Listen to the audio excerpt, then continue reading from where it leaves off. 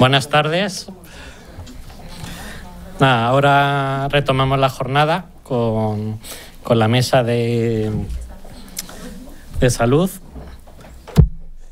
la mesa de salud emocional, en la cual modera Rosana Pereira Dávila, la cual es compañera del grupo de psicólogos del grupo de inteligencia emocional.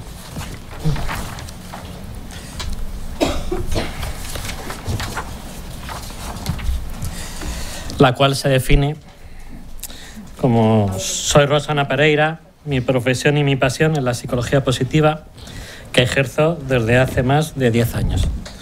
Desde la empresa que creamos mi hermana Mónica y yo, Actúa Psicología. En estos momentos también me encargo de la expansión de la franquicia de Actúa Psicología Positiva. Escribí el libro Marketing para Psicólogos para compartir el conocimiento que nos ha permitido hacer de Actúa la primera empresa en España que franquicia centros de psicología. Mi otra pasión como coach de emprendedores es ayudar a personas que quieren lanzarse a ejercer por su cuenta y a superar las dificultades que van a encontrar en el camino y que logren su objetivo con éxito. Pero si tiene que definirse, en pocas palabras, dice que es entrenadora de bienestar. Y junto a ella contamos con Elena Dapra, con Alma Torres y con Antonio Corredera. Cuando queráis. Bueno, buenas tardes, ahora sí se oye. Muchísimas gracias a todos los que habéis resistido, persistido y os habéis mantenido aquí con nosotros. Creo que tenemos un reto por delante que son las 4:30, estáis todos con el choque cálcico, os queréis dormir y tenemos que conseguir que nos durmáis. Y seguro que no había una mesa mejor para conseguirlo que la que os voy a presentar ahora. Lo que voy a hacer, en lugar de presentarlos primero a todos y que luego cada uno cuente lo que viene a hablar, voy a ir presentándolos en el orden en el que van a hablar. Primero les presento, luego ellos hacen su ponencia y presento al siguiente. El orden que hemos elegido, porque os voy a contar intimidades de cómo se ha gestionado la jornada. Cada moderador de mesa hemos hecho un grupo de WhatsApp con las personas que teníamos en la mesa.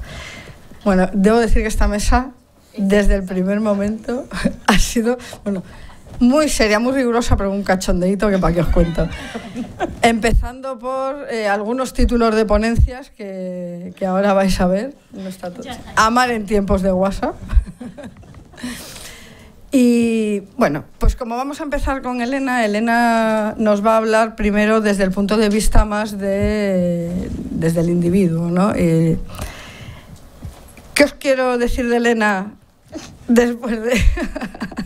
Bueno, Elena es psicóloga clínica y está especializada en gestión emocional, crecimiento personal y restablecimiento del equilibrio psicológico a través de la creatividad. Simplemente con esta definición os podéis hacer una idea del personaje que tenemos en la mesa, ¿vale? Genio y figura hasta la sepultura. ¿Qué mejor que eso? A que no os imagináis cuál es el tipo de técnica que utiliza. Fotocoaching y fototerapia. Ahí lo dejo.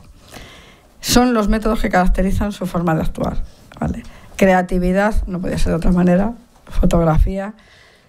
Os dejo con Elena. Bueno, os puedo decir que coordina el área de mujer en Psicología Sin Fronteras, que es directora técnica en Entre Mayores Formación, que colabora con la sección de psicología en el programa 2 hasta las 2 de Telemadrid, que ha fundado Vivete Psicología Coaching, Escuela de Emociones. En fin, que está sobradamente preparada y ya, sin más preámbulos, damos paso a la ponencia Amar en tiempos de WhatsApp. Se me escucha, ¿no?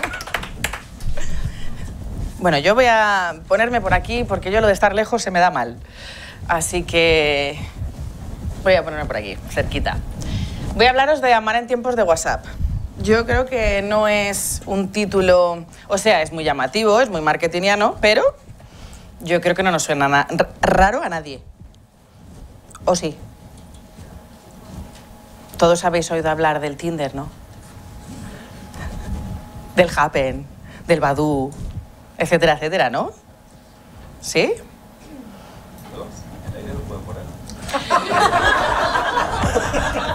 Del aire lo podéis poner. Es que yo da mal en tiempo de WhatsApp bien, pero del aire mal, ¿eh?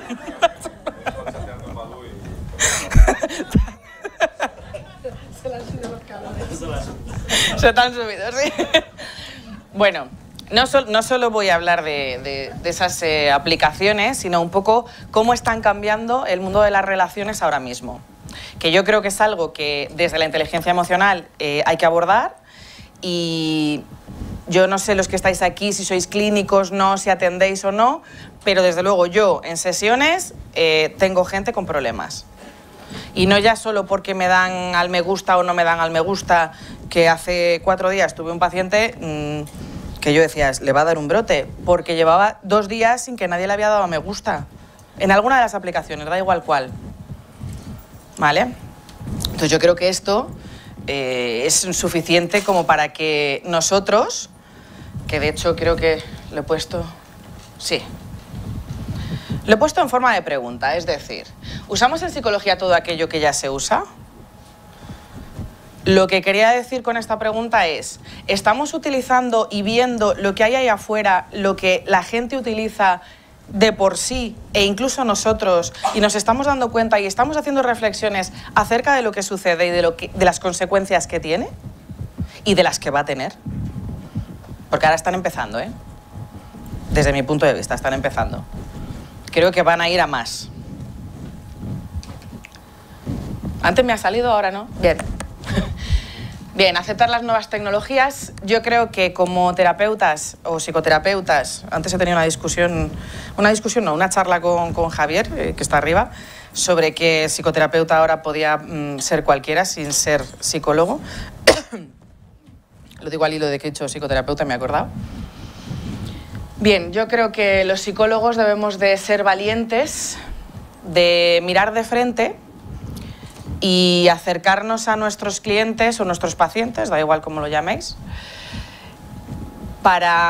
sin miedo a voy a mirar el tema de redes y demás, y que esto tenga cierta repercusión. E incluso, por ejemplo, el uso del WhatsApp en terapia. Ya he visto tu cara. Se estaba durmiendo y ha hecho... Sí, también hay que tener cuidado. Yo es verdad que, por ejemplo, utilizo el WhatsApp en terapia, pero también me lo firman, ¿eh? Por un tema de protección de datos. Bien, esta es la base, yo creo que de todo lo que podéis encontrar en esta que está aquí presente. Hacer psicología es estar ahí afuera. A mí me encanta estar aquí, creo que esta es mi casa, como todo colegiado, pero esta casa se alimenta de nosotros y nosotros nos alimentamos de lo que hay allá afuera. Es decir, tenemos una, no quisiera llamarlo obligación, pero sí responsabilidad de estar allá afuera con ellos, pero traduciendo la psicología. Yo siempre lo digo en Onda Madrid, en el programa, me llaman la psicóloga de cabecera. Psicóloga del día a día. Y eso es lo que me gusta que me llamen. Independientemente de otra serie de títulos o tal, no. Psicóloga de cabecera, psicóloga del día a día. O sea, estoy con vosotros y estoy para vosotros. Lo demás para mí no es hacer psicología. Ha quedado rotundo, ¿eh? Bien. He cogido las 4 áreas y he hecho varias preguntas para que os orientéis un poco de cómo una red como el WhatsApp puede estar influyendo. En autoconocimiento, ¿cómo puedo relacionarme por un canal que no es el habitual si no sé cómo soy en el habitual? Es decir, mucha gente empieza a comunicarse a través de WhatsApp en el inicio, en el mantenimiento o en el final de una relación, sin haber reflexionado cómo son ellos en una relación normal sin WhatsApp. Es decir, no hay un proceso, pero esto en general, no solo en el WhatsApp. Yo lo que me encuentro es que en la población no hay una base buena de autoconocimiento. Y para mí la base del autoconocimiento es de donde parto en todo. Autorregulación. no tendré nadie enfrente para confrontar y cuando alguien me genere emociones desagradables, ¿entraré en cólera o me regularé? ¿Qué pasa cuando, y esto lo tendréis que haber escuchado, tenéis una amiga, esto queda bien, lo de tengo una amiga que... ¿Qué pasa cuando tenéis una amiga que dice, es que hace 3 días que no me escribe? Me da igual si es un chico o no es un chico, ¿eh? Quiero decir, una pareja o no. ¿Qué pasa? Si no son psicólogos, porque si es psicólogo, bueno, ya nos montamos la justificación teórica nuestra estupenda. Pero si no, hay mucha gente que se pone muy nerviosa. Hay mucha gente que sufre y hay mucha gente que lo pasa mal.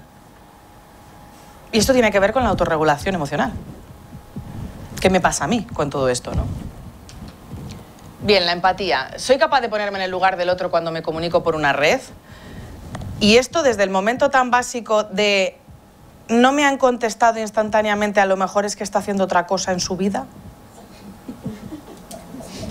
Es que esto es así, ¿eh? Es, no me ha contestado, no me ha contestado. Y de repente cuando te contesta te dice, estaba en el baño. Y tú, ay, va a ser que me puse histérico porque sí. Todo esto tiene que ver con las emociones. La motivación, la más importante. ¿Qué me motiva a seguir en la red realmente? Y esta sí que me iría a las redes de contacto como Tinder, Happn o Badoo, o, bueno, hay un sinfín de ellas, ¿no? Normalmente lo que motiva es el refuerzo instantáneo, el de los me gustas. El de yo le voy dando a me gusta a un chico o a una chica y voy recibiendo una confrontación, es decir, un match. Bien, ese es el refuerzo inmediato. Cuando no encuentro los match, ¿qué pasa? Yo tengo un paciente que además tiene, bueno, viene para trabajar habilidades sociales y yo ampliamente me tiré hacia adelante y dije, no, hombre, no, pero vamos a ver, necesito... porque por la edad que tiene no se ha relacionado con ninguna chica y quiere relacionarse. Y entonces le digo, vale, pues vamos a meternos en una red como Tinder. Que Tinder, pues es que lo conoce todo el mundo, ¿no? ¿Sí o no? Allí, no. Tú tranquila, luego te lo explico. No pasa nada. Es una red de contacto. Le ha dado a me gusta... Y hago así porque le ha dado a todo el mundo, porque en realidad nuestro objetivo no era que ligara, no era que encontrara pareja, sino que empezara a relacionarse con mujeres, en este caso, más o menos de su edad. Le dimos a todas. Hace un mes. No ha tenido ningún match. Entonces ahora tengo que trabajar otra parte de la inteligencia emocional. ¿Vale? Pero... cuando estamos en las redes y estamos consiguiendo match y hablamos con la gente, y la gente además, a ver, todos están en principio para establecer contacto, para ver lo bueno que tenemos, no lo que nos enfrenta, etcétera, con lo cual todo el rato son cosas buenas, son cosas bonitas. Eso es lo que nos motiva a seguir. El encontrar una pareja o no ya es cosa aparte. Y esto hay que tenerlo en cuenta porque... no hemos hecho tampoco un trabajo de autoconocimiento, vuelvo al autoconocimiento, de qué es lo que yo quiero en realidad.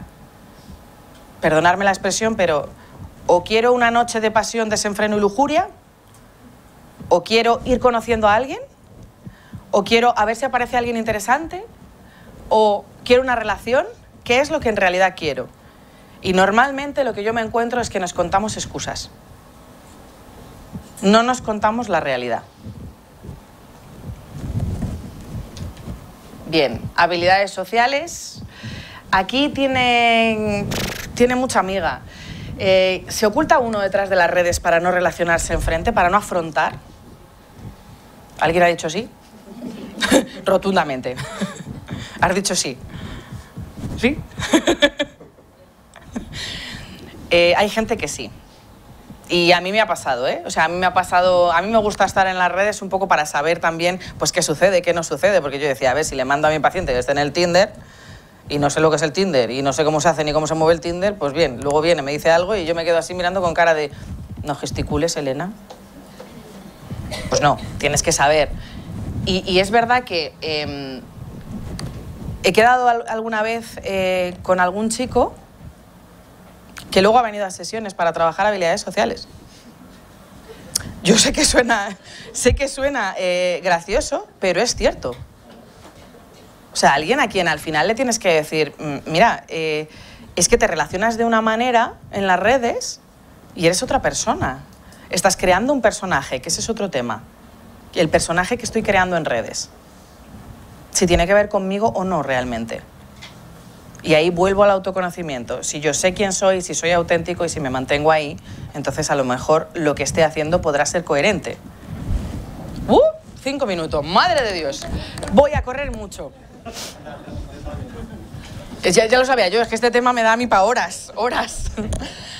Vale, he puesto millennials, generación X, generación Y, porque no es lo mismo y no, por lo menos no en sesiones con pacientes nos encontramos lo mismo, gente que se está relacionando en redes con 40, gente que tiene 30 o gente que tiene 20. No es lo mismo, porque unos han nacido ya con esto, entonces les parece mucho más natural. Estoy hablando de las redes, pero le comentaba a Tony antes de empezar, yo he tenido pacientes, parejas de 20 años de matrimonio que han roto como detonante, no la razón principal, o sea, obviamente, pero como detonante que han pasado a tener sus discusiones y a hablar temas muy importantes a través del WhatsApp, porque no afronto. El WhatsApp lo que me hace es crearme una película enfrente por la que yo puedo decir muchas cosas. Y esto, no sé si lo habréis dicho, pero yo lo digo mucho. Digo, tranquila, le pones jajaja, que el jajaja lo perdona todo en el WhatsApp. Eres un cabroncete, jajaja. Oye, no me ha gustado lo que me has dicho y no vuelvo a hablar contigo en la vida, jajaja. Bien, situaciones que nos estamos encontrando. Relaciones de pareja, eso, que empiezan a comunicarse de una manera, para mi gusto, defectuosa, porque es una red que tiene las limitaciones que tiene, que llevan ya tiempo, ¿vale? Gente conocida que amplía y se empieza a conocer mucho más a través de, por ejemplo, el WhatsApp. El de personas desconocidas, que sería el de redes. Y luego, se lo contaba en la comida. Yo tengo un curso que es para separados y divorciados que le llamo los juegos del hambre del divorcio. Porque es que es literal. Empezamos por el WhatsApp y además vienen y te dicen, porque mira lo que me ha dicho, mira lo que me ha dicho. Y tú leyendo ahí diciendo, no filtro, no filtro, no filtro. Y están discutiendo, se están hablando incluso de la custodia de los niños a través del WhatsApp. Repito, porque el WhatsApp me hace no afrontar. Gestiono mucho más fácil, entre comillas. Bien, ¿qué nos puede pasar cuando utilizamos las redes? Cuando iniciamos una relación, pues que lo cojamos como hábito, que se produzca la idealización de la otra persona, por lo que os decía de crear un personaje, y ya no que la persona cree un personaje, sino el otro punto que es la necesidad emocional. Es decir, desde dónde me estoy relacionando yo con un otro y cuál es mi necesidad emocional. ¿Cuál es mi necesidad emocional y que estoy volcando en el otro? Yo siempre les explico que cuando una relación de pareja la empiezo desde la necesidad, va abocada a ser tóxica. No puede nacer de la necesidad una relación. En el mantenimiento lo encontramos como un modo de comunicación, las redes, es decir, si me cabreo, si tengo que llevar a los niños, si tengo que hacer cualquier cosa, pues todo lo voy comunicando a través del WhatsApp, porque además como es instantáneo, además veo si lo ha leído o no, veo si... y aparece eso, el control. Que luego diré alguna patología. También hacen esto, no hay discriminación. Ya empiezan a no discriminar entre lo que sería importante hablar presencialmente y lo que no importa hablar virtualmente. Y en la finalización, esto es los juegos del hambre, provoca malestar, hay conversaciones pendientes, es decir, lo digo todo cuando quiero decirlo, cuando quiero decirle algo a la persona con la que he dejado una relación, por ejemplo? Pues la verdad es que no, porque falta toda la parte corporal y eso la persona inconscientemente lo recoge. Es decir, se da cuenta de que lo que ha escrito no es suficiente. Y me quedan entonces conversaciones pendientes.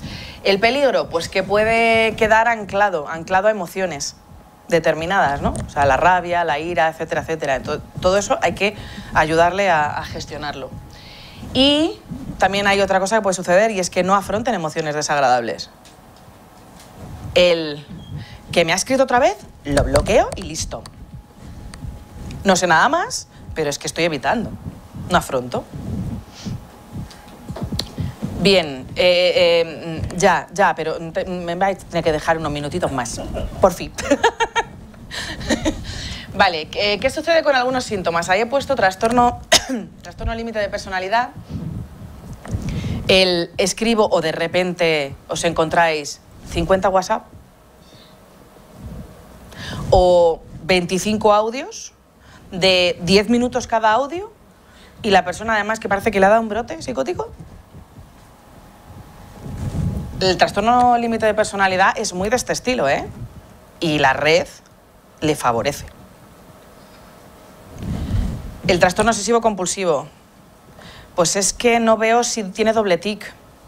Y si tiene doble tic lo ha leído, pero no me ha contestado. Y comportamientos obsesivos y compulsivos, ¿no? Con la ideación paranoide mejor creo que entendéis todos que uno lee desde su filtro y desde su filtro puedo leer muchas cosas que no están. Y la ansiedad y la depresión. No me escribe, ya no me quiere. O sea, estamos basando muchas emociones en muchas cosas que están sucediendo en las redes, cuando no sabemos lo que sucede del otro lado, para nada. Este lo puse, pero bueno, ya creo que ya lo he dicho. ¿Qué puede tapar una red? Pues puede tapar timidez, inseguridad y crear un personaje. El uso de WhatsApp en sesiones. Yo utilizo el WhatsApp, por ejemplo, yo siempre me gusta mandarles a los pacientes que escriban mucho, porque cuando escriben reestructuran la situación. Pero hay algunos que por H por B por C tampoco escriben. Ahora, no te escriben en un papel, los antiguos autorregistros de toda la vida de Dios, pues no te lo hacen. ¿Qué cojo y digo? Vale, escríbele una nota y me lo envías. O escríbele una nota y luego lo vemos. O hay algunos que ni siquiera lo quieren escribir en una nota. Y entonces te dicen, vale, yo te lo voy mandando por WhatsApp. Ok, me firmas un papelito y me lo vas enviando por WhatsApp. Esto tiene su peligro, que son los límites. Los límites paciente-terapeuta. O sea, digo paciente-terapeuta. Elena. Dime. Voy, acabo. Es que me quedo 3 horas aquí. Vale, el límite, por ejemplo, el mío como psicoterapeuta es que les digo, podéis hacerlo y firmáis que yo contestaré cuando me apetezca. Temas de sesión no se charlan a través del WhatsApp. Vosotros podéis darme información a través del WhatsApp. Es decir, la cuestión aquí es utilizar los métodos que tienen ellos y que ya utilizan a diario para facilitarles las cosas y poder tenerlas más claras.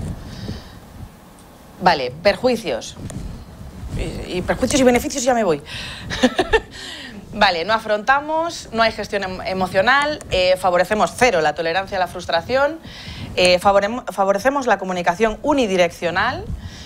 El estilo de comunicación que favorecemos es el pasivo-agresivo y hay pérdida de expresión emocional, sobre todo con el uso de los emoticonos.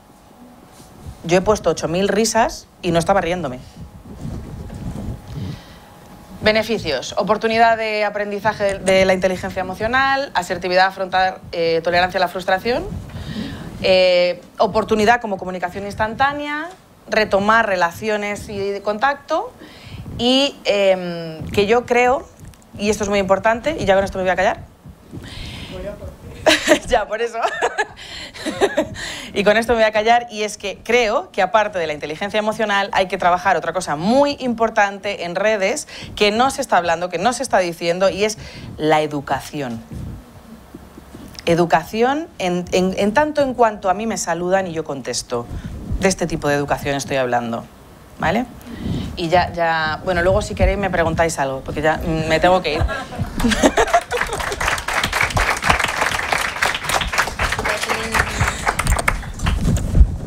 Bueno, estos son los riesgos, bueno, de cuando uno se apasiona con lo que hace. Y a mí me toca ser el bulldog, que le digo, ¿se ha acabado tu tiempo? Muchas gracias, Elena. Ha sido original y entusiasmante. Me ha gustado muchísimo. Seguro que a vosotros también. ¿Alguno se está durmiendo ya? ¿Alguien se tiene que poner de pie? ¿No? Le mandamos un WhatsApp. Rápidamente.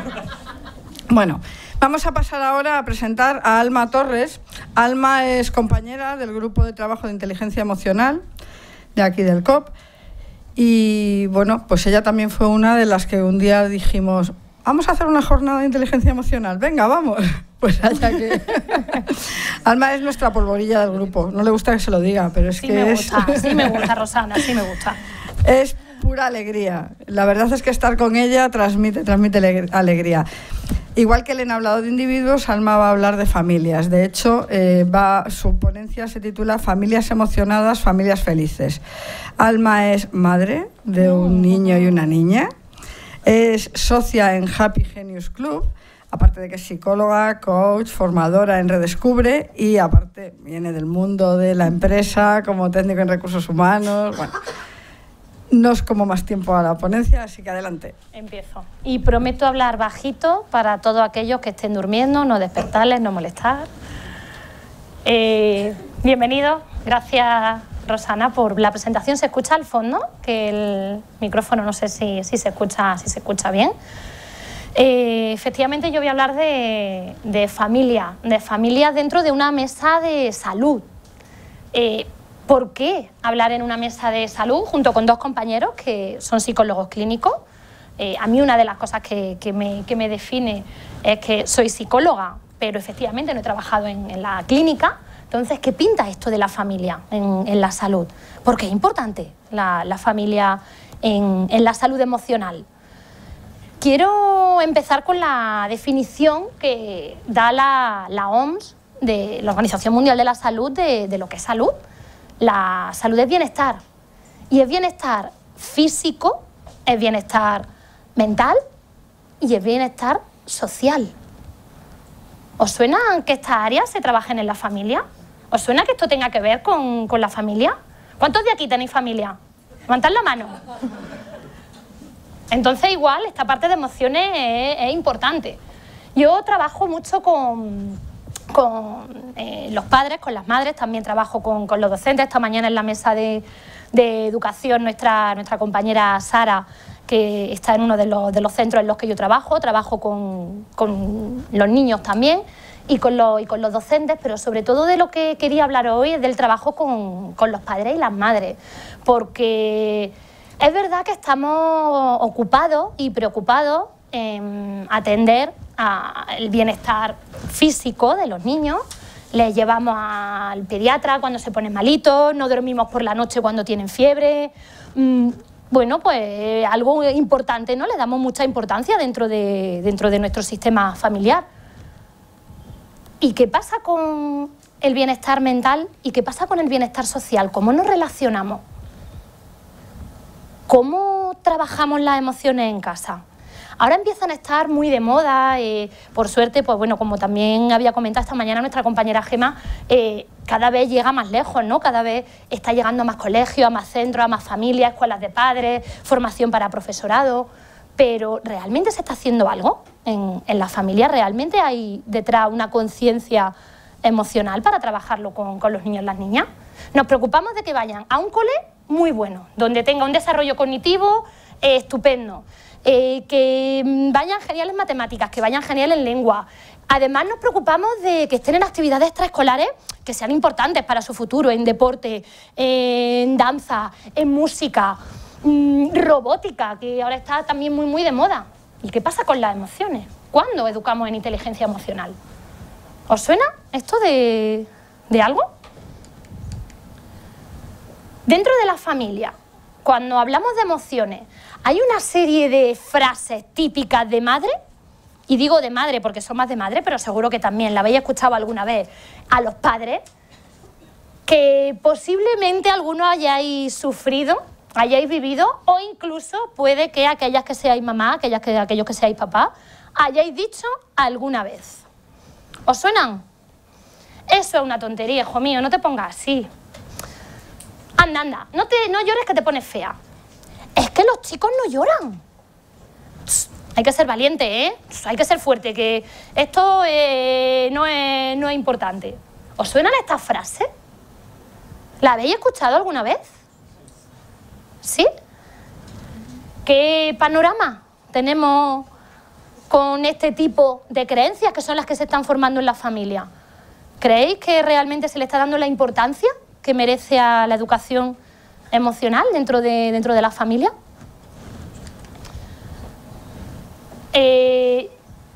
La universidad de casa, que es como me encanta llamarla, y esta mañana he hecho un gran descubrimiento con el acrónimo de casa que nos dejó uno de los compañeros, que se utiliza para trabajar 4 emociones, y me ha venido al pelo para esta parte de la presentación.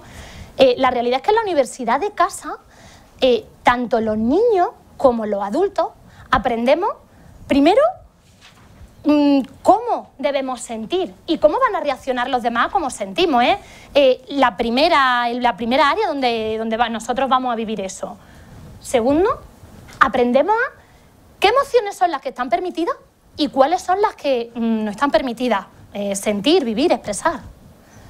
Y además aprendemos qué tengo que pensar yo acerca de mis emociones, aparece ese componente cognitivo, y qué opciones tengo para reaccionar. ¿Qué comportamientos son válidos y qué comportamientos no son válidos?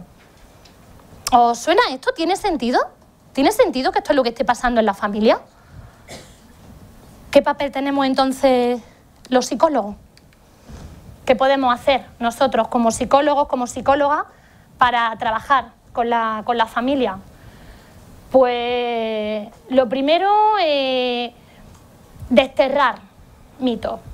Y uno de los mitos principales de las emociones, una de las cosas que más me encuentro cuando me preguntan orientadores de centros, cuando me preguntan familias, cuando incluso estoy trabajando con los niños y vienen profesores a las clases en ese momento, una de las cosas que más me preguntan... ¡Ay! Para el otro lado. En la técnica no solo te falla a ti. Una de las cosas que más me preguntan o que yo más siento que me llegan, es lo de que hay emociones malas y buenas. Hay cosas que queremos que nuestros hijos sientan y cosas que no queremos que sientan. Hay cosas que aceptamos, oye, pues que sienta tranquilidad, que sienta alegría, nos parece estupendo, pero ¿qué pasa con la ira? ¿Qué pasa con la tristeza? ¿Qué pasa con el miedo? Hay emociones claramente buenas y emociones claramente malas. ¿Esto es así? ¿No? ¿Todas son buenas? Todas son necesarias, efectivamente. Este es uno de los primeros aprendizajes, una de las cosas que más les van a ayudar a las familias a comprender mejor lo que está pasando dentro de la educación emocional en casa. Darle validez a todas las emociones. Todas son necesarias. Todas tienen un para qué, todas tienen una intención positiva. Todas. Incluso esa rabieta que se coge el niño en el supermercado y que te lo tienes que llevar a rastra, incluso eso tiene una intención positiva, tiene un sentido, tiene un para qué. Una vez que ya tenemos claro que ya hemos trabajado con la familia, que todas las emociones son buenas, que todas son necesarias, que todas están aquí para algo, el siguiente mito a desterrar es si las emociones son permanentes o no. Yo escucho muchas veces a la familia decir, es que mi hijo es un llorica, es que mi niña es una pegona. Ostras, traducimos conductas que tienen que ver con la emoción, las traducimos a rasgos de personalidad permanente. Consideramos que esto es algo permanente. Y no solo en ellos, en los niños y en las niñas. Ahora trasladar el foco, darle la vuelta. ¿Qué pasa con vosotros? ¿Qué pasa con los adultos? Tanto si tenéis niños como si no, porque igual no tenéis hijos, pero sí que tendréis algún peque o no tan peque cercano. Yo le doy la vuelta a eso y yo también considero que parte de mis emociones son rasgos permanentes, que es algo que se da o no se da. otro de los mitos a desterrar, otro de los mitos que podemos ayudar a trabajar en la familia.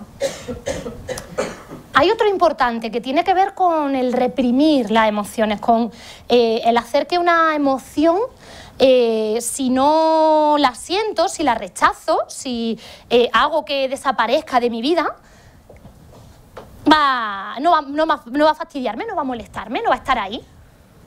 Pero eso es otro mito. Realmente, si ya hemos quedado que las emociones son buenas, si ya hemos quedado que todas las emociones son necesarias, si hemos quedado que las emociones son tesoros, es importante entender que están ahí con ese motivo, que están ahí con esa intención, que son informadores.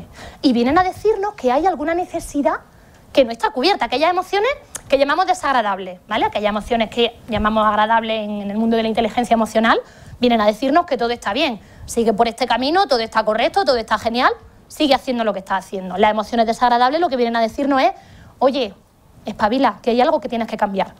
Pero la emoción en sí no es mala, con lo cual taparla, reprimirla, rechazarla, lo que va a hacer realmente es que salga en otro momento de una manera mucho más explosiva, mucho más violenta.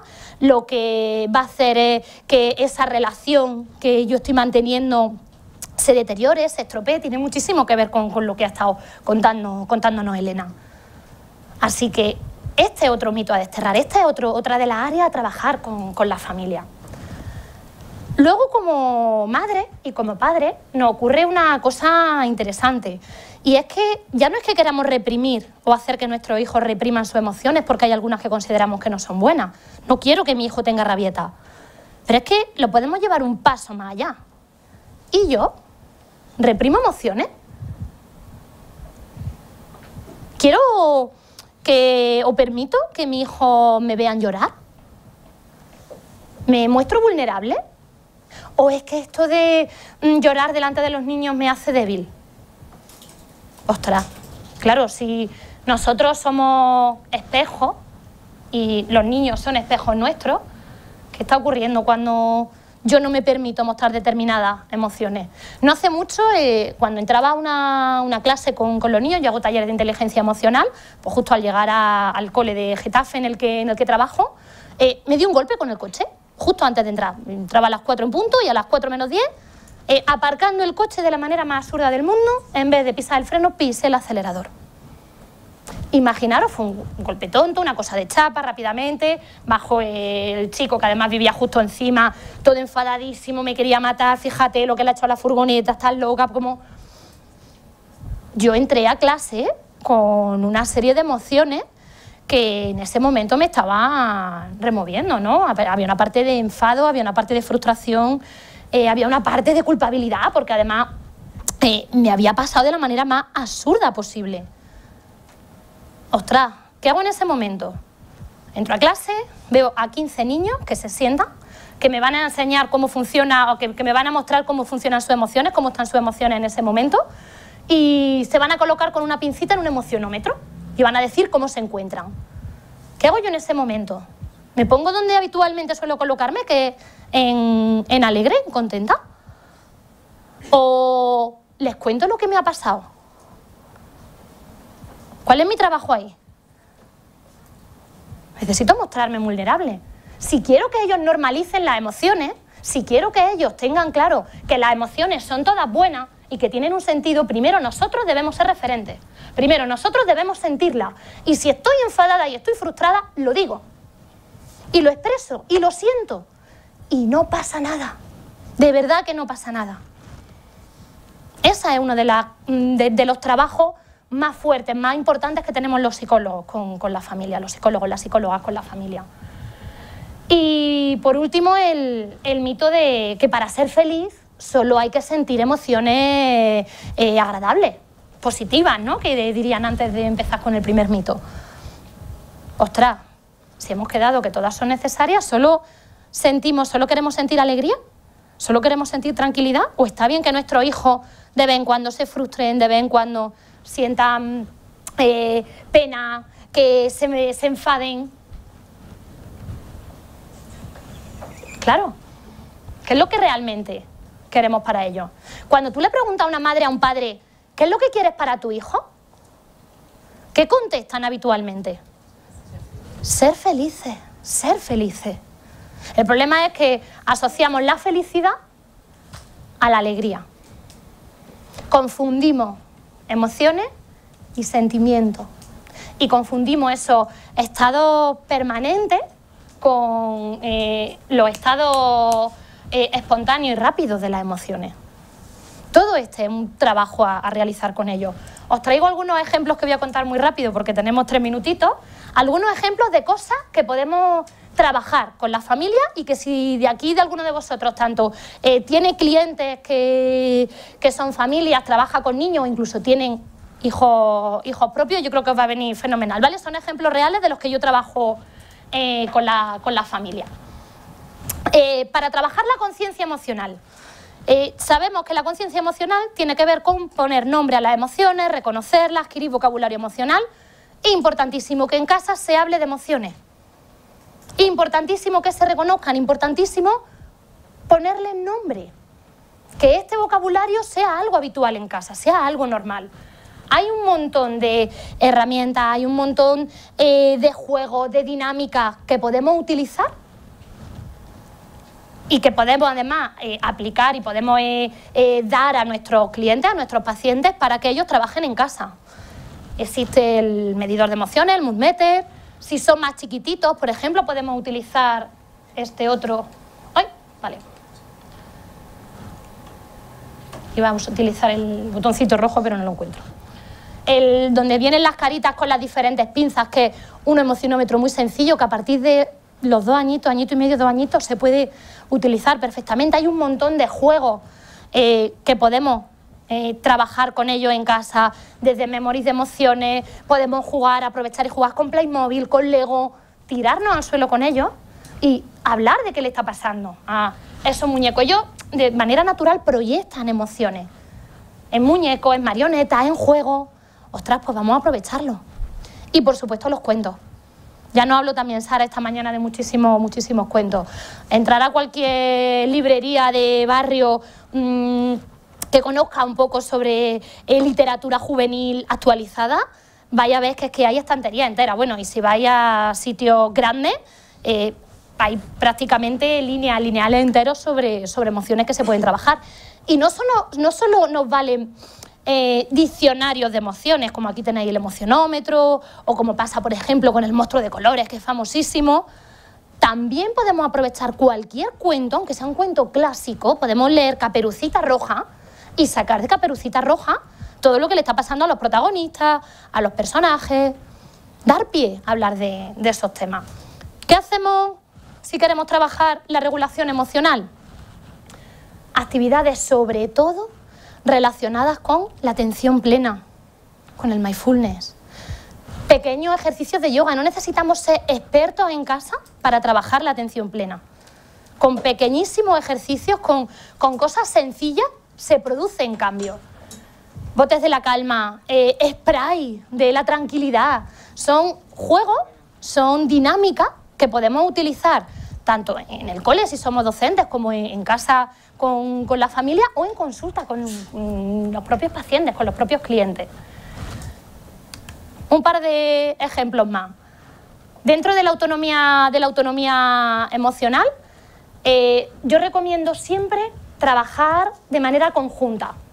Juntar que los padres y los niños se junten a hacer actividades. ¿Qué es lo que habitualmente le une? Manualidades.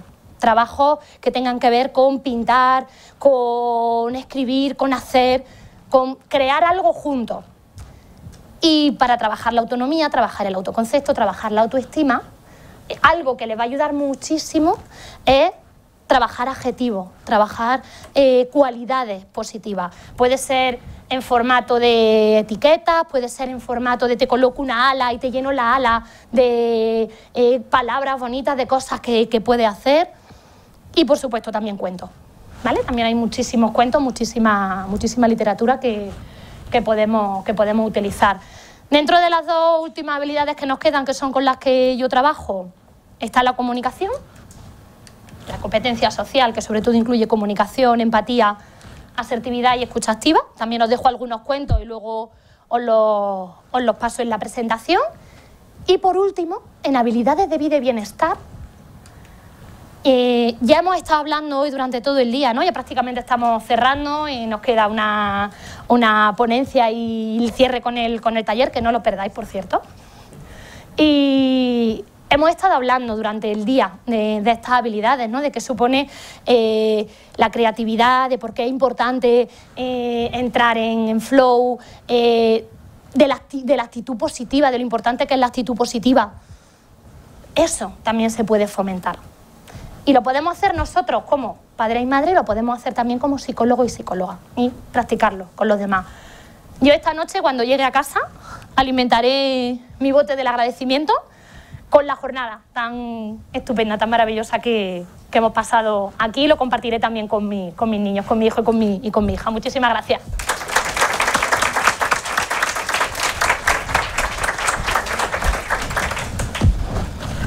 Muchísimas gracias, Alma. Ha sido una presentación llena de alma.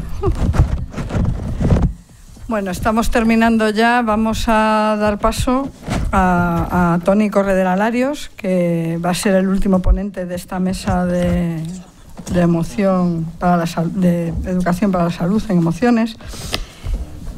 De Toni, decir que bueno, le conozco hace un montón de años. La ruta de la psicología positiva nos juntó en algún momento de la vida y desde entonces, bueno, creo que compartimos muchísimas cosas. Es el CEO de Crecimiento Positivo y bueno, allí ejerce de psicólogo y supervisor de otros psicólogos, y esto de ser supervisor de otros psicólogos igual tiene mucho que ver con aquello de lo que nos va a hablar hoy aquí. Aparte, bueno, gracias a su experiencia es docente en Coaching Psychology en la Universidad Complutense, es socio fundador de Felicidad Sostenible, con otros dos crack también, de la psicología y no psicología. Y también es fundador, bueno, pues como os decía, de Crecimiento Positivo. Él lo que ha hecho ha sido implementar como especialista en psicología positiva programas de desarrollo de competencias emocionales en diferentes organizaciones y centros escolares. Como os decía, para mí es un gran amigo, creo que también es un gran amigo de todos sus amigos y otro gran padrazo. Así que nada, adelante con tu ponencia. Gracias, Rosana. Bueno, pues me acabo de dar cuenta cuando terminaba Alma que soy el último, es verdad, soy el último. Es un gran honor, es un gran honor. Voy a empezar dando las gracias porque yo no formo parte todavía del grupo de trabajo en inteligencia emocional y sin embargo me habéis invitado a estar aquí esta tarde y me habéis dado libertad creativa para plantear el tema con el que vamos a cerrar, que yo lo veo que tiene muchísimo sentido. Tenía sentido cuando diseñamos la mesa y tiene sentido para el cierre. Y es este tema en modo serio. ¿Dónde está el...? Ay, gracias. Muchas gracias. O sea, tengo que venir al Colegio Oficial de Psicólogos a hablar con mis colegas, me tengo que poner serio. Entonces pongo este título y quedo como... Ojalá, este es un tío muy serio. Competencias emocionales del psicólogo en la práctica diaria de la psicología general sanitaria o psicología clínica o trabajo en consulta o psicoterapia o lo que queráis. Pero claro, después de tener una conversación con Alma y con Elena y con Rosana, dije, ¿tengo que ser siempre el serio del grupo? No. Se me quedó esta cara y dije, si lo que voy a venir a hablar es de nosotros, de los psicólogos y las psicólogas, de qué nos pasa a nosotros cuando trabajamos de lo que trabajamos, ¿por qué hay que hacerlo tan serio? Bueno, pues se me ocurrió que este era un buen sustituto, ¿no? ¿Y ahora qué hago yo con lo que siento? O sea, a mí me están pasando cosas, pues inteligencia emocional aplicada a nuestras vidas como psicólogos. Y este ratito, estos 15 minutos o 14 o 13, van a ser en torno a cuestionar qué pasa con esto. O sea, no vengo a sentar cátedra, ni mucho menos. Vengo a compartir mi experiencia. Entre las muchas cosas que yo he hecho hasta ahora, uno de los papeles que he tenido y más he disfrutado es el de supervisor de compañeros y compañeras en dos fases distintas. Cuando están empezando, en esos primeros instantes, dentro del máster de Psicología Clínica y de la Salud, en aquellos tiempos en la Autónoma, yo era supervisor de los compañeros y compañeras que estaban terminando y que bueno, pues empezaban con sus primeros casos. Y luego he mantenido ese papel de supervisor con colegas de larga trayectoria, que casi era como un encuadre de compartir y de crecer. Y es estupendo. Es un papel que me llena de vitalidad en este sentido. Entonces, he traído imágenes así como un poco evocativas de qué significa el trabajo en consulta y demás, para algunas personas, no para mí evidentemente, pero es lo que ocurre cuando metes en Google ciertas palabras clave. Seguramente alguna vez os habéis encontrado con que os dicen cosas como las que vienen aquí. Es decir, una conversación con amigos o familiares o con otras personas, y dices, yo no me podría dedicar a eso. Y tú preguntas, ¿por qué no? Todo el día escuchando penurias. O bien, ¿y tú cómo te quedas después de escuchar tantos problemas? Oye, que debe ser jodido, ¿no?, el tema. Y claro, ¿qué respondes a estas cosas, no? ¿Te lo tomas con sentido del humor? ¿Le dices la verdad o alguna mentira? En una época en la que yo me he acordado mucho cuando estaba Elena hablando de amar en tiempos de WhatsApp, que yo tenía que mentir, cuando estaba soltero, tenía que mentir sobre a qué me dedicaba, porque cuando salía por la noche con mis amigos, ¿tú a qué te dedicas? Ah, yo soy psicólogo, pues yo tengo unos problemas que... No, perdón, a las 9 cierro y ya no... Entonces era una situación un poco difícil, ¿no? Bien, ¿los psicólogos tenemos superpoderes? Porque debe ser que proyectamos esta imagen, ¿no? Yo he traído la foto de Super Zimbardo porque le admiro muchísimo, me parece un tío fenomenal y nos ha enseñado mucho a los psicólogos, ¿no? Desde su psicología social, desde su perspectiva de psicología social.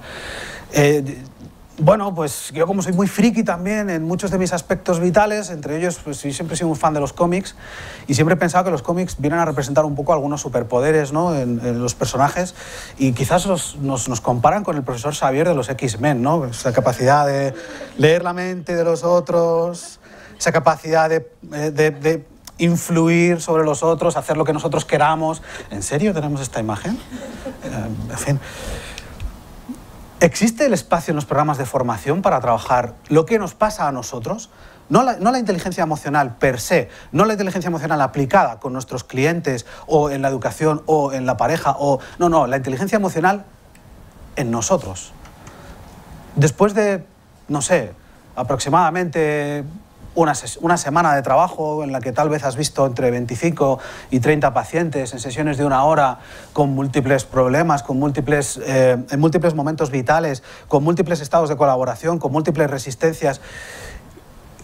¿Cómo gestionamos esto cuando estamos empezando? ¿Y cómo gestionamos esto cuando llevamos más de 10 o 15 o 20 años, como sé que hay algunos aquí que ya lleváis una trayectoria muy, muy larga? Ya llevamos una trayectoria muy larga. Pues estas cosas nos pasan y creo que no hay espacio en la formación de los psicólogos, al menos no espacio suficiente o específico.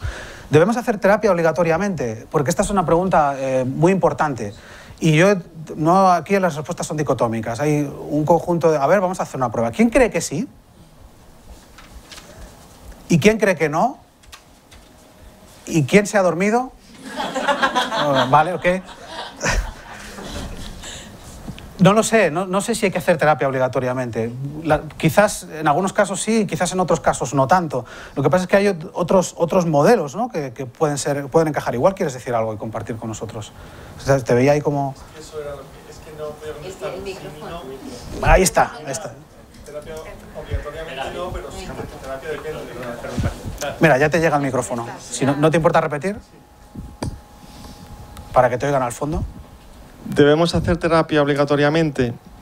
No podía contestar ni sí ni no. O sea, porque ¿debemos hacer terapia? Sí, pero no obligatoriamente. Esa sería mi respuesta. Ok. No creo que haya respuestas correctas o incorrectas per se, pero creo que es una pregunta que nos tenemos que hacer. Y la última que traigo también es, ¿supervisamos? ¿Hacemos supervisión profesional? ¿Tenemos supervisor o supervisora? ¿Para qué lo hacemos? Estas son las cuestiones sobre las que vengo a hablar, y la vengo a hablar desde el punto de vista de la experiencia que he tenido hasta el momento. Por tanto, no siento cátedra, simplemente os cuento lo que me ha pasado a mí. En ambos lugares, cuando era yo el supervisando, si es que existe, cuando comenzamos a ver pacientes qué necesitamos y cuando llevamos una larga trayectoria qué necesitamos. En definitiva es esto, ¿no? Bueno, pues vamos allá. Voy un poco rápido porque me doy cuenta de que a veces me paro y me encanta que intervenga la gente, pero el tiempo es limitado. Así que, por favor, levanta el cartel alto, ¿vale? Para que yo no me pierda. Es que ya estoy como medio mosqueado. Parezco chiquito ya a estas alturas.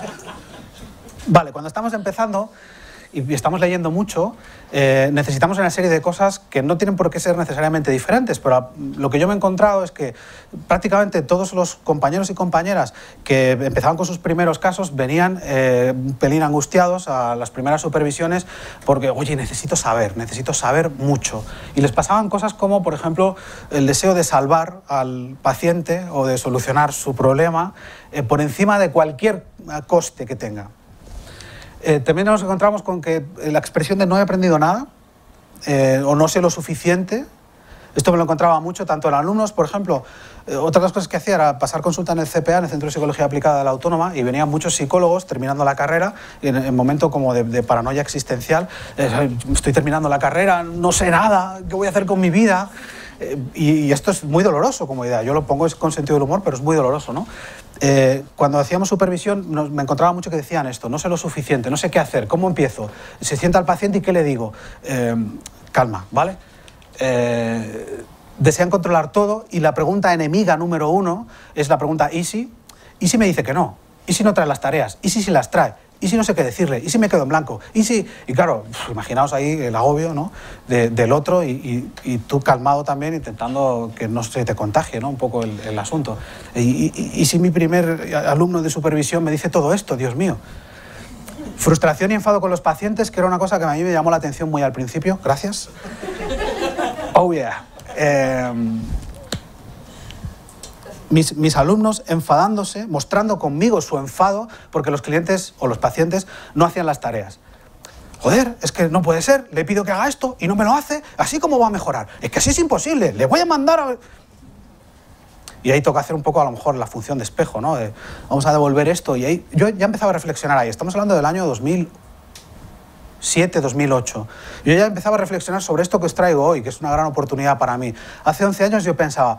Esta persona, el mes que viene, tiene el máster y con total libertad y además con total garantía, al menos en principio, va a empezar a ver pacientes y no se ha trabajado este aspecto en concreto. ¿Por qué no? Y me empecé a hacer más preguntas, porque me encontraba más cosas, ¿no? Todas estas cuestiones del miedo a la inseguridad y los pensamientos de anticipación que no siempre se reflejan con el ISI, sino con las peores fantasías posibles que podamos imaginar. Si mi paciente, que es muy depresivo, se va a abrir la ventana y se va a lanzar al vacío. O sea, estas son frases reales que yo me he encontrado, los miedos de los alumnos con los que yo he trabajado, ¿no? Y la búsqueda de protocolos seguros, que aquí yo creo que hemos estado todos, ¿no? En lugar de construir un esqueleto de cómo trabajar o buscar una versión particular más allá del modelo teórico del que yo parta, más allá de la epistemología de la que parta, tener un esqueleto de cómo se trabaja en consulta, de cómo funcionan las cosas más o menos, en lugar de esto... La obsesión por parte de la mayor parte de nosotros, me incluyo aquí, no sé si es vuestra experiencia, pero es la que yo me he encontrado con la gente que está empezando, es la de saber de cada tema. Entonces, claro, entra un paciente, el primero, y tiene un paciente que tiene ansiedad, la tenga o no, pero tú ya vienes con la idea, ¿no? Tiene ansiedad, entonces tengo que leer un libro muy tocho de ansiedad y saber mucho de ansiedad. Pero la semana que viene me entra uno con depresión, me tengo que leer también un libro de depresión. Y a la semana siguiente me entra uno, y así sucesivamente. Entonces, claro, eso es tremendamente agobiante, porque no sé vosotros, pero a mí no me da para leer en una semana un tocho así y convertirme en experto de pronto. Y todo lo que has estudiado ya previamente, ¿qué ha pasado con todo eso? ¿Dónde está? Y la baja o la poca conciencia de sí mismos en el proceso, de lo que me está pasando a mí durante las sesiones.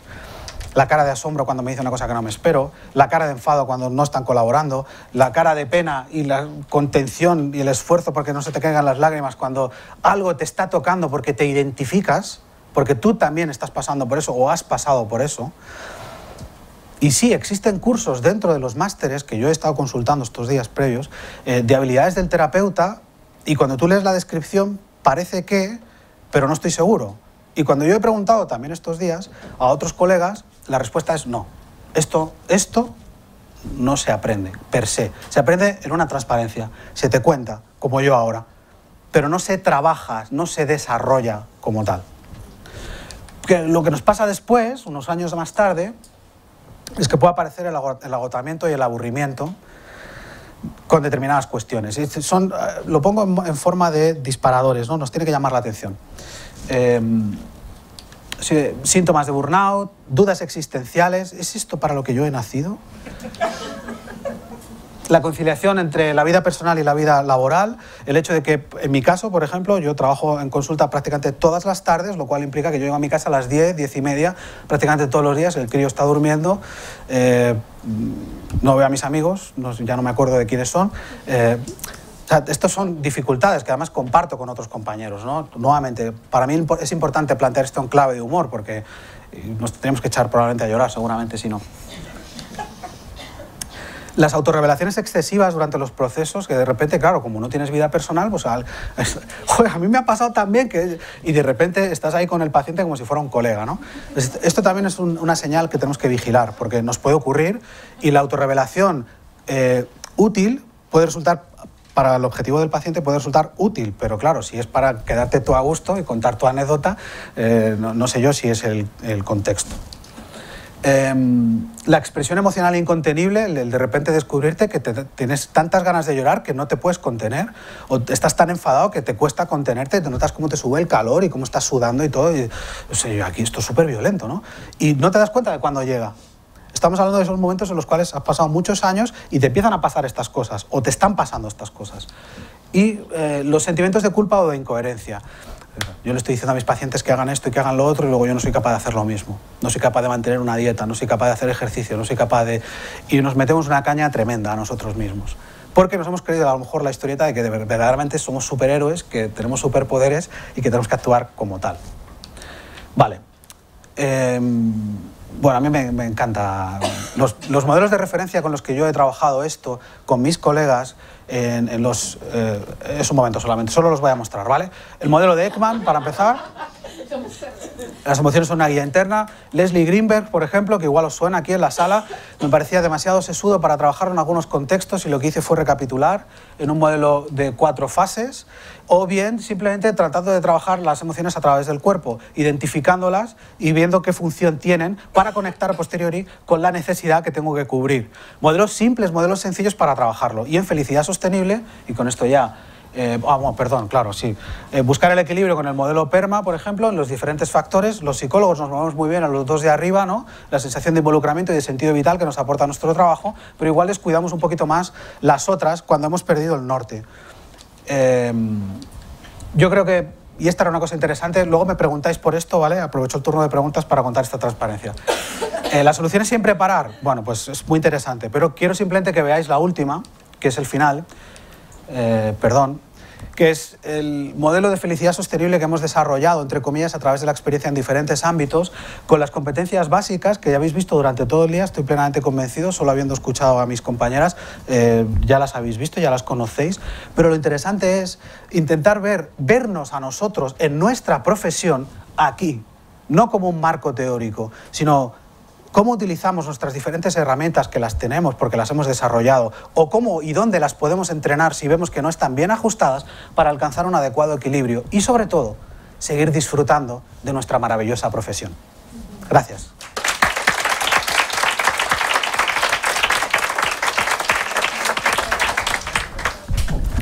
Muchas gracias, Toni.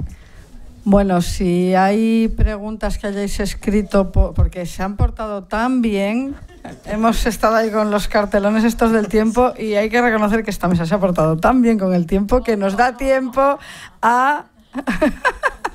Se están mandando notitas por aquí, que lo sepáis. Bueno, nos da tiempo a alguna pregunta que nos hagáis llegar si habéis escrito en las hojitas que se os han dado. Si alguien tiene, levantar la mano para que os la recojan y podamos hacérsela. Y si no, que alguien le pregunte a Toni. Espera que te den, por favor, el micrófono.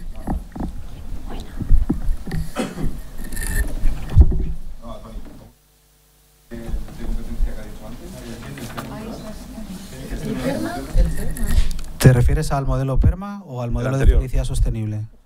Los dos anteriores. Los dos anteriores. Dale para atrás. Ese. Bueno, no es que tenga nombre. es lo que yo he desarrollado para trabajar en algunos contextos. Vale. Igual que el anterior. Modelo Toni, sí. De hecho, vale. en un momento de egolatría total hace unos años, el modelo anterior a este le puse Antonio Corredera 2007, como si fuera una cosa muy... simplemente, yo trato de simplificar a veces el trabajo. Me encanta Leslie Greenberg. Si no conocéis su trabajo, a mí me parece, para trabajar las emociones es brutal. Su libro Emociones, una guía interna, es muy recomendable, pero al final son 8 fases dentro de un modelo multifactorial muy complejo, simple pero complejo. Y yo decidí que la transparencia anterior, os la enseño solo un momento, me parecía que esto era un poco más sencillo y más intuitivo para trabajar en múltiples ámbitos. Por ejemplo, en la escuela. El diciembre pasado estuve trabajando en un instituto con chavales con este mismo modelo para desarrollar inteligencia emocional a adolescentes y les funcionó fenomenal. Les agradecieron a finales de semana cómo podían aplicar esto en diferentes contextos. Gracias.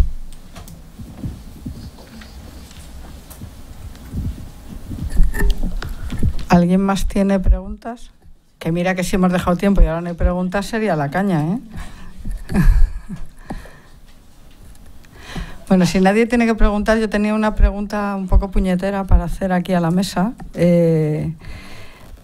Hemos estado hablando, ha salido muchas veces el tema del coaching, de acercarse al trabajo de las emociones desde profesionales de otros campos que no son la psicología, y creo que en la mente de todos estaba el tema de los coaches que sin una base psicológica, ¿no? Entonces, yo voy a lanzar y vosotros decís. Yo creo que algo que tenemos que aprender de los coaches es que se saben vender. Igual los psicólogos tenemos que aprender a vendernos. ¿Qué opináis? Bueno, yo además es que pertenezco, Isabel está por allí, pertenezco al grupo y Ana también de los psicólogos expertos en coaching, y estoy totalmente de acuerdo. O sea, tenemos que aprender a vendernos. Parece que tenemos que ser, como decía Tony, ¿no? Como muy rigurosos, muy tal, entonces estamos siempre como tirando un pie para atrás, ¿no? Y ellos nos están comiendo terreno cuando realmente los que sabemos del comportamiento somos nosotros. O sea, yo que a mí una persona, y lo voy a decir así, pero que una persona, un coach conocido, venga, me dé una palmadita y me diga, que eres psicóloga, te voy a enseñar cómo trabajar la autoestima. Mamón, llevo 20 años. O sea, ¿qué haces? O sea, y esta es o sea, esto es lo que recoge el público, ¿no? Por eso decía que hay que coger lo que tienen allí ya. Y tenemos que estar allí. O sea, y no solo aquí, no solo quedarnos en la universidad y ser muy teóricos. No, o sea, hay que estar con ellos. Ellos son nuestros clientes. Y hay que estar con ellos. Y vivimos de esto. Entonces, que no nos asuste hacer marketing, que no nos asuste hacer un montón de cosas que ellos hacen y que saben hacer muy bien. Y nos han ganado terreno por eso. Se ha notado que me he enfadado, ¿no? Muy bien. Ha salido la emoción, enfado, sí. Hay una pregunta, sí. Micrófono. Bueno, yo tenía una pregunta antes porque de amar en tiempos de WhatsApp, creo que había una última diapositiva que no te da tiempo a explicar por si la querías comentar en este rato. Gracias. Pero no sé cómo se pone...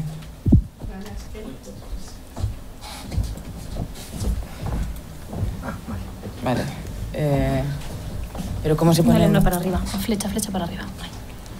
Esta. Nada, estos son, digamos, 3 tips que yo creo que es importante trabajar en sesiones en relación a redes, ¿no? En relación, bien sea al WhatsApp, bien sea... Me da exactamente igual la red, en realidad. Trabajar la inteligencia emocional y de la inteligencia emocional específicamente la asertividad, que al final viene a ser mucho los límites para conmigo y para con los demás, y la parte de la empatía, ¿no? Que es no volverme loco por lo que puede estar sucediendo del otro lado. No, ponte en el lugar del otro, tú puedes hacer tu vida, ¿no? Afrontar lo presencial, es decir, siempre que podamos ayudar a nuestros pacientes a que, pacientes o clientes, me da igual, a que las cosas no las digan a través del WhatsApp o a través del Messenger o a través de lo que sea, sino que lo afronten, que queden con esas personas y que lo hablen directamente. Yo me estoy encontrando con muchos adolescentes con mucha falta de habilidades sociales. ¿Y sabéis por qué? Porque se relacionan entre ellos a través de los chats del Fortnite, por ejemplo. Entonces, si yo no estoy viendo la cara del otro, o sea, es que se convierte en una comunicación unidireccional. Entonces, siempre tender a lo presencial. Que no es posible lo presencial o que ya veis que es que la persona, digamos, no se escucha, por decirlo de alguna manera, ¿no? Y sigue con ese hábito, pues yo lo que suelo decir es recurre a los audios, o recurre al teléfono, porque cuando hablamos se recogen muchos aspectos del lenguaje no verbal que cuando leo no los puedo recoger porque estoy filtrando yo, y solo yo.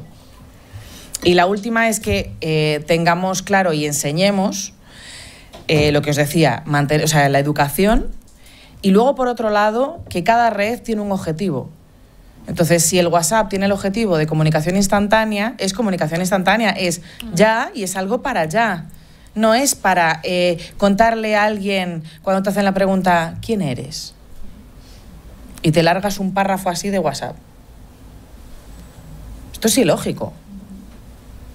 Quedemos con esa persona, ¿no? Pero esto lo que quiere decir es que cada persona tengamos claro para qué existe cada red y cuál es el objetivo y la finalidad. Nada más. Ana, creo que tienes una pregunta. Sí. Se oye, ¿no? Perfectamente. Bueno, yo tenía una pregunta para Alma, ya que se han preguntado todos los demás. Pero primero te quiero agradeceros que nos habéis transportado. O sea, de la comida habéis superado con creces ese hándicap, esa barrera. Que estoy de acuerdo con Elena también, que nosotros tenemos que hacer planes de acción para ser visibles. Y el efecto de eso es esta jornada. Es decir, nosotros hemos llenado, porque detrás de esto ha habido un plan de acción, un plan de marketing que nos ha llevado a llenar, a tener lista de espera y sobre todo a cuál era el objetivo. Que fuéramos visibles. Es decir, nosotros que habíamos 5 razones para venir, es decir, que viéramos la importancia de la inteligencia emocional, qué beneficios tiene, que pudiéramos hacer networking, recuerdo otra vez,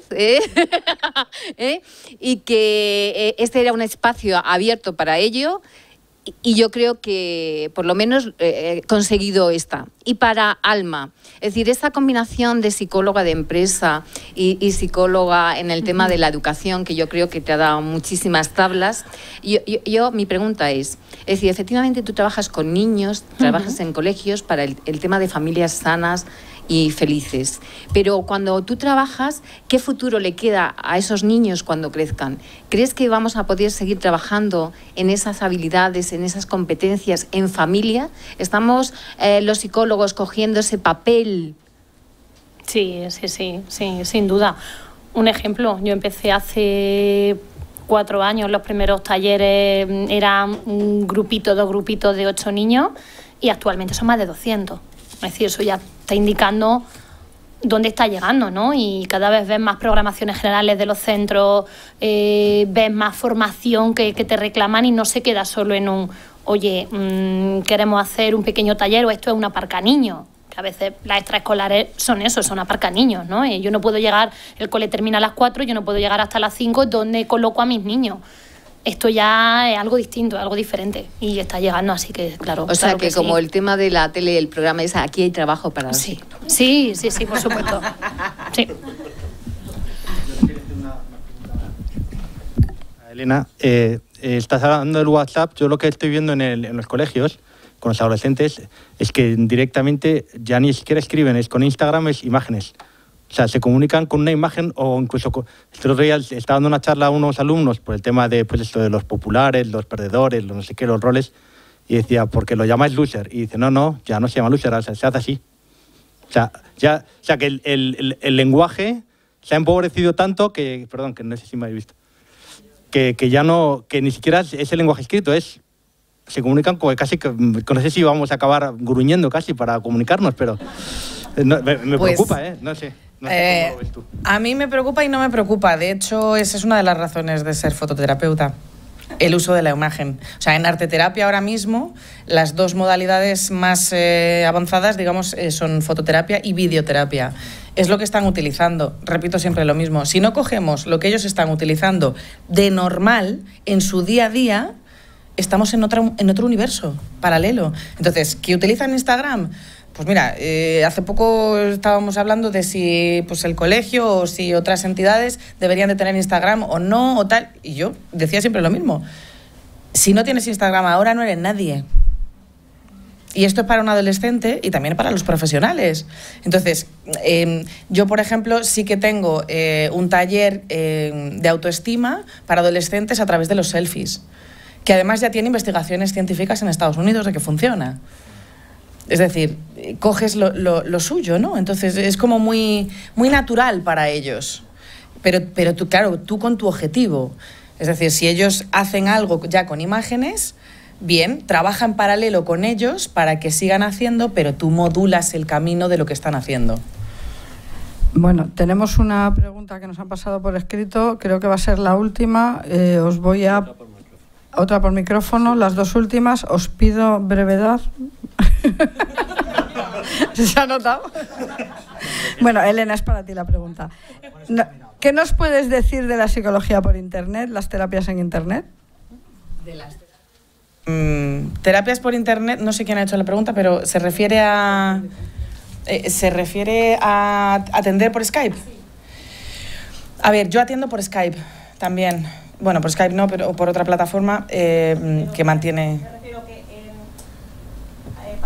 es muy escasa para las patologías, es decir, no se puede tratar todas las patologías por medio de esa terapia, eso me refiero. Se queda, por ejemplo, los que tienen un problema de adicciones a las redes sociales no las puedes tratar por internet. Mal sitio para tratarlas, ¿eh? Es como, voy a ir con el alcohólico, ¿nos vamos a tomar unas cañas?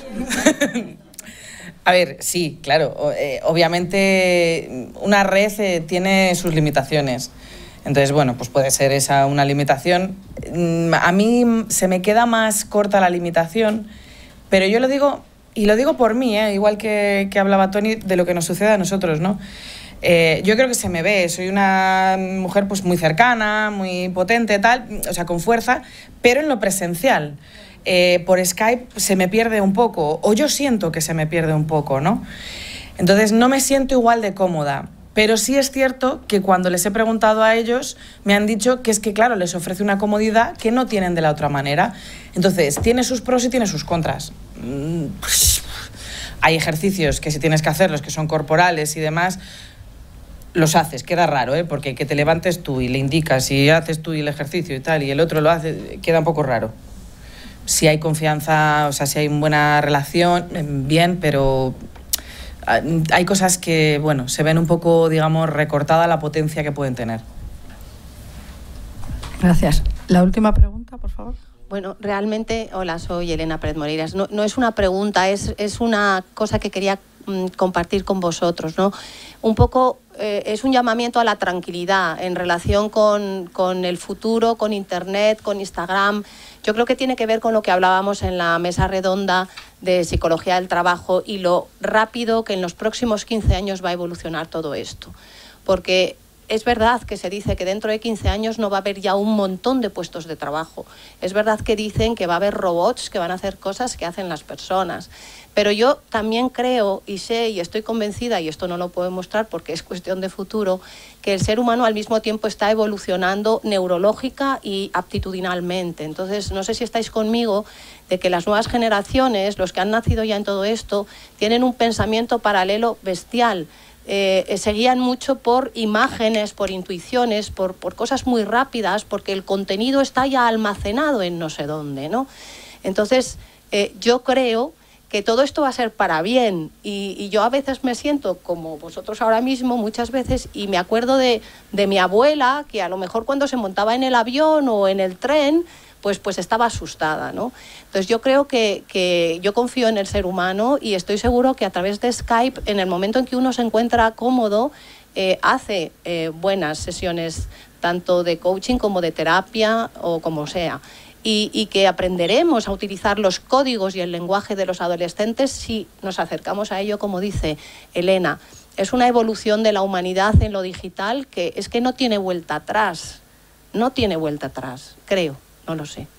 Muchas gracias. Gracias. 2 segundos te doy. A ver, yo creo que... Ya. Esto ha sido un coitus interruptus, ¿eh? Que lo sepas. A ver, yo creo que todo lo digital es verdad que no tiene una vuelta atrás y es verdad que tiene muchas cosas buenas. Claro, a mí me toca hablar de la parte que no es tan buena y de las consecuencias que está teniendo de la gente que llega a terapia. Entonces, a ver, la gente que llega a terapia no está en su momento de bienestar. Hasta aquí estamos bien, ¿no?